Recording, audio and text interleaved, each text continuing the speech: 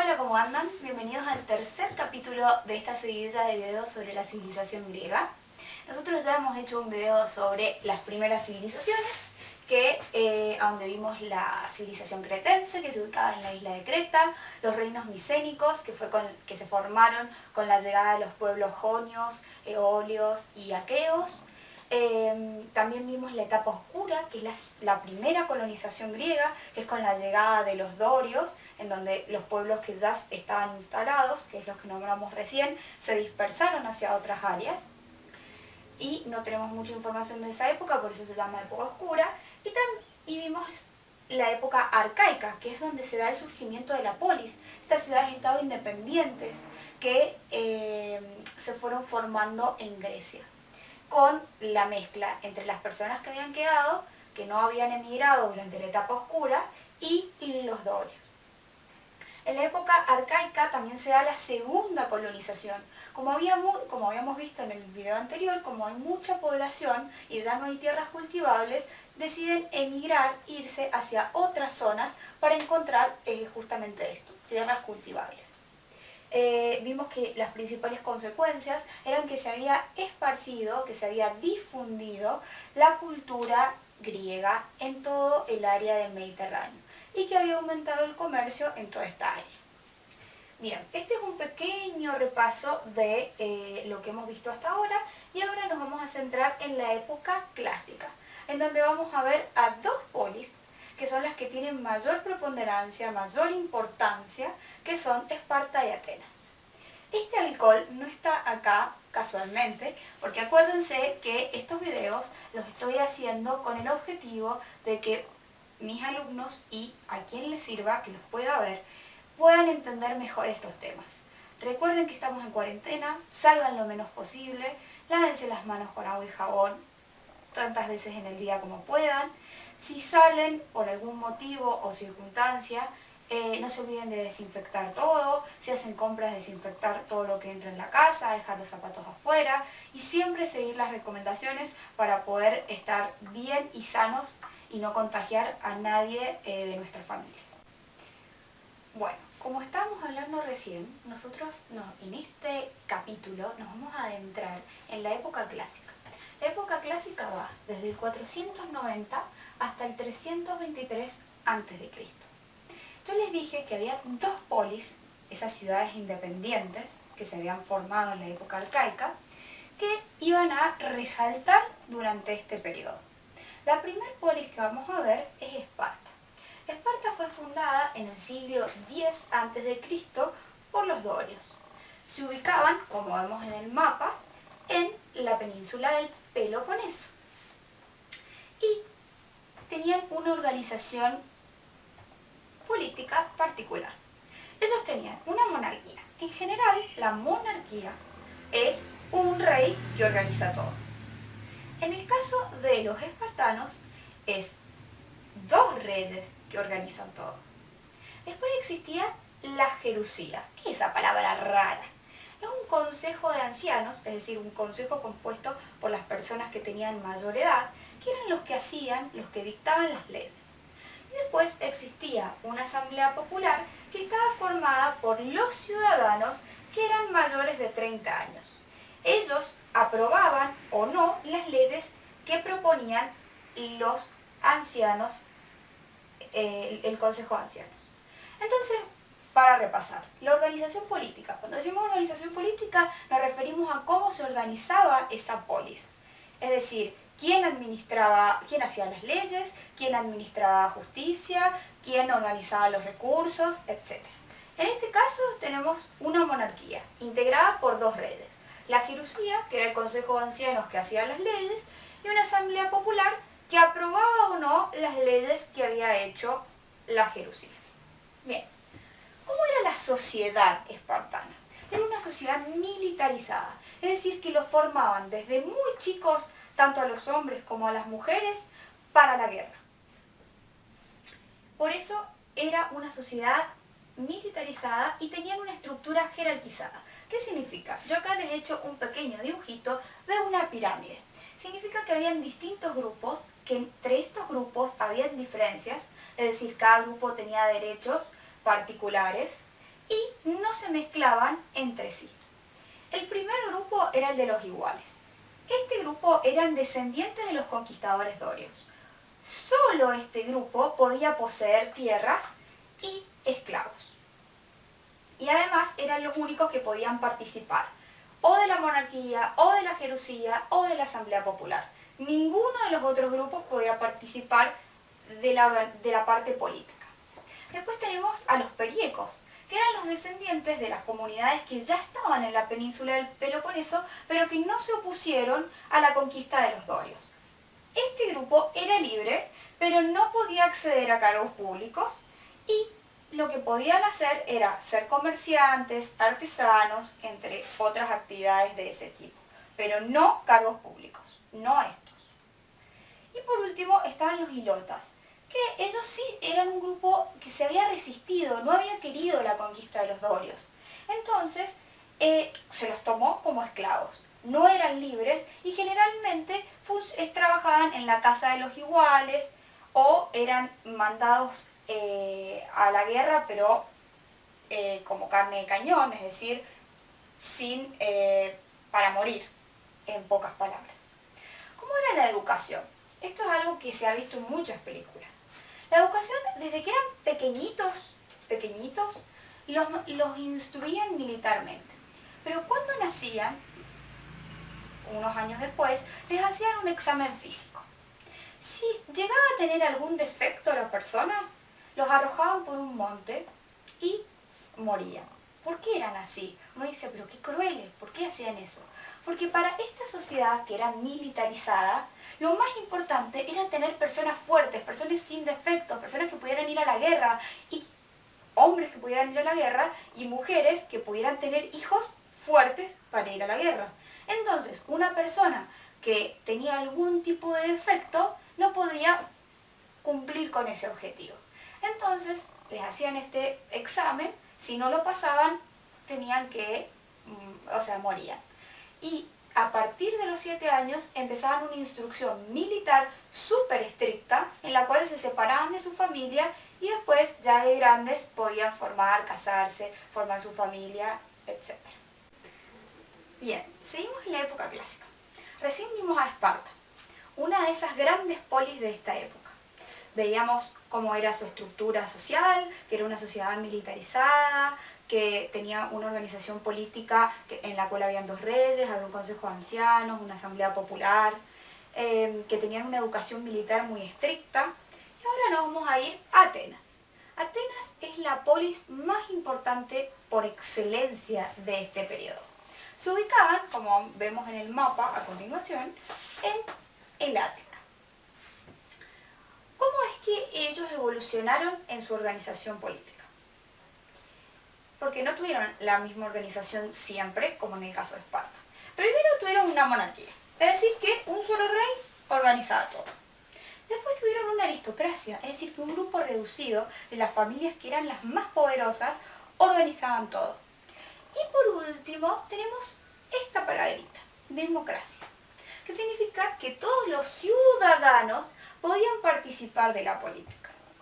El gran legado que nos ha dejado Atenas es la democracia, esa forma de gobierno que tienen casi todos los países hoy en la actualidad. Nuestro país, Argentina, es un país democrático, es decir, que todos los ciudadanos podemos participar de la política.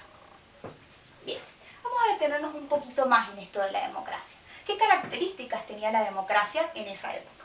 Primero, era una democracia directa. ¿Qué significa eso?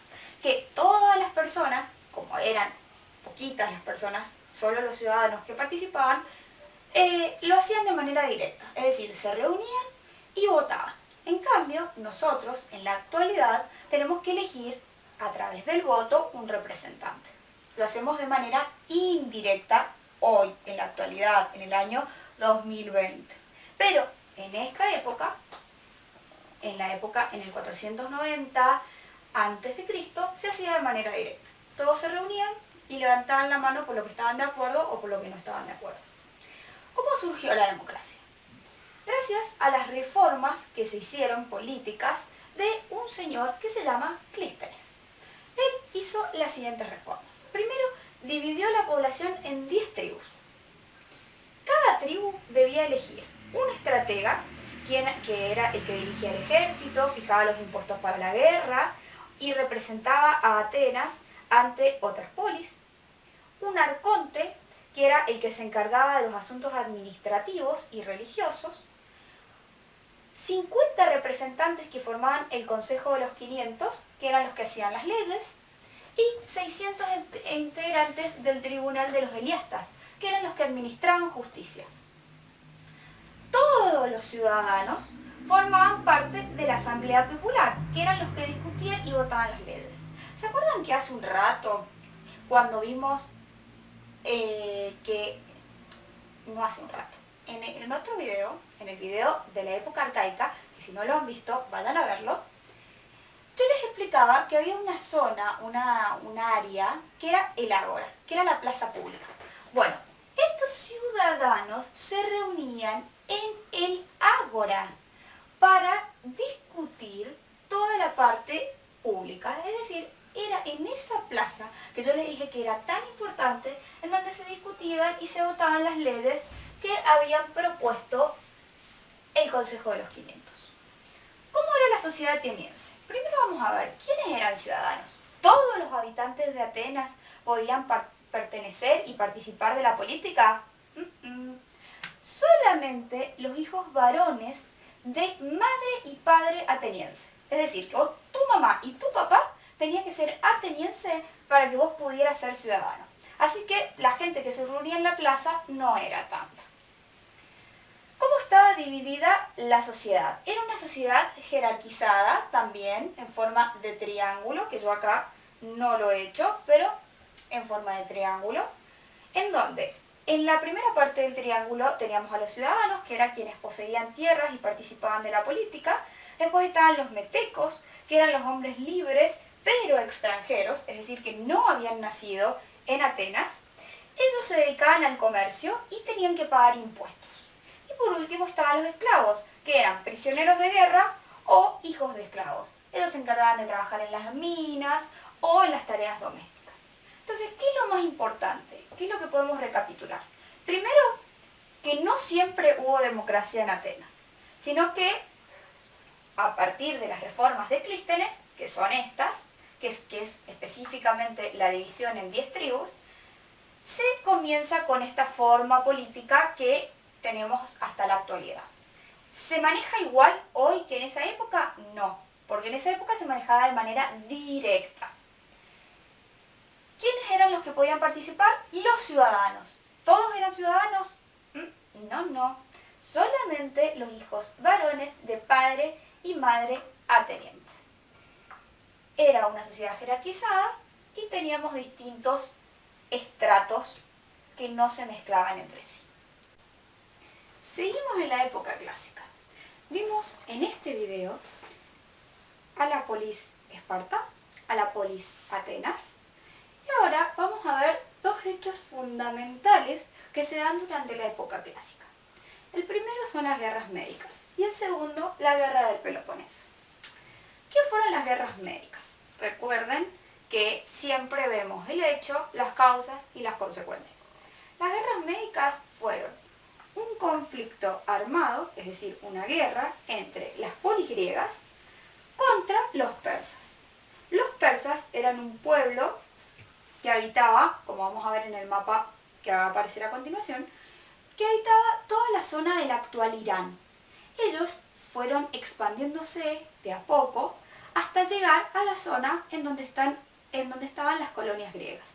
Entonces, la causa de las guerras médicas, una de las causas, es la expansión de los persas sobre el territorio griego. Ahora, el detonante, esa causa que hace que todo empiece, es que la ciudad de Mileto, que se ubica en Asia Menor, como podemos ver en el mapa, es una ciudad fundada por los jónicos, ¿se acuerdan? Allá por la época de la primera colonización griega, que se fueron de la Grecia continental y fundaron otras ciudades. Bueno, Mileto fue una de esas ciudades que fundaron los jonios. Esta ciudad se rebeló ante los persas, no quiso ser invadida por ellos. Y Atenas aprovechó para ayudarla. Esto fue lo que generó el inicio de la guerra entre las polis griegas, que se unieron entre sí, contra los persas. Los dos principales protagonistas de estas guerras fueron Atenas y Esparta. Esas dos polis, que fueron las que vimos hace un ratito, fueron las que combatieron y las que tenían las mejores armas, los mejores soldados, para poderle hacer frente a el imperio persa. La primera guerra se da en el 490 a.C. La principal batalla, una batalla, digamos, como que los griegos la recordaron por siempre como la gran batalla, fue la batalla de Maratón, que fue una victoria ateniense. Luego, son guerras médicas porque son dos. La primera en el 490, la segunda se da unos años después. Acá tenemos dos batallas importantes. La batalla de las Termópilas, que es entre Esparta y los persas, en donde hay una victoria persa, y la batalla de Salamina, que es una batalla naval, es decir, en la zona del mar, que es ese elemento esencial en la vida de los griegos, en donde Atenas tiene un triunfo indiscutido contra los persas. Luego hay un par de encuentros más y los terminan derrotando definitivamente en el 449 a.C. ¿Cuál va a ser la consecuencia de estas guerras? La principal consecuencia es que se da el apogeo de Atenas. Es decir, Atenas se convierte en la polis más importante por excelencia. Va a crear lo que se llamó la Liga de Delos, que es una liga en donde se unían un montón de ciudades bajo el liderazgo de Atenas y le tenían que dar diferentes cosas. Le daban hombres, le daban dinero, le daban barcos. Entonces Atenas se volvió cada vez más rica y en Atenas se empezaron a construir construcciones como por ejemplo el Partenón, se empezaron a embellecer la ciudad. Todo esto empezó a producirse y por eso se llama el siglo de oro. Ahora, ¿qué pasó después? Vieron que les dije que acá se habían unido se habían unido todas las polis para enfrentarse a los persas. Pero resulta que este apogeo de Atenas, este liderazgo indiscutido que tenía, hizo que los espartanos se pusieran un poquito celosos. Entonces tenemos el segundo conflicto, que es la guerra del Peloponeso. La causa es la rivalidad que se da entre Esparta y Atenas. Esparta quería ser igual de importante que Atenas. Ellos crean la Liga del Peloponeso para enfrentarse a los atenienses. Entonces, las guerras del Peloponeso se enfrentan Esparta contra Atenas. ¿Qué es lo importante? Que se dan diferentes batallas, pero los espartanos, para poder ganarle a los atenienses, le van a pedir ayuda, ¿saben a quién? A sus antiguos enemigos, los persas. Los van a llamar, le van a decir, vengan, nosotros ahora queremos ser sus aliados, no queremos estar más en contra de ustedes y ayúdennos contra los atenienses. ¿Cuál va a ser la consecuencia de todo esto? Un debilitamiento de las polis, es decir, tanta guerra, tantos enemigos. Todo esto va a hacer que de pasar a tener un siglo de oro vaya debilitándose y las polis, especialmente Atenas, van a ser cada vez más pobres. Entonces, recapitulando un poco esto de la época clásica. En la época clásica tenemos dos polis que se van a distinguir, Esparta y Atenas. Nosotros vimos las características de ambas. Esparta con su característica de sociedad militarizada y Atenas con su característica de la democracia, de esa forma de gobierno que llega hasta hoy. Y vimos también dos hechos.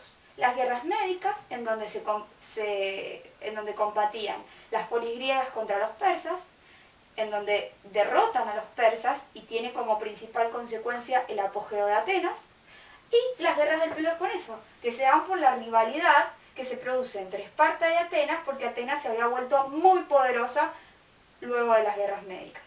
La principal consecuencia de las guerras del Peloponeso es el debilitamiento de las polis.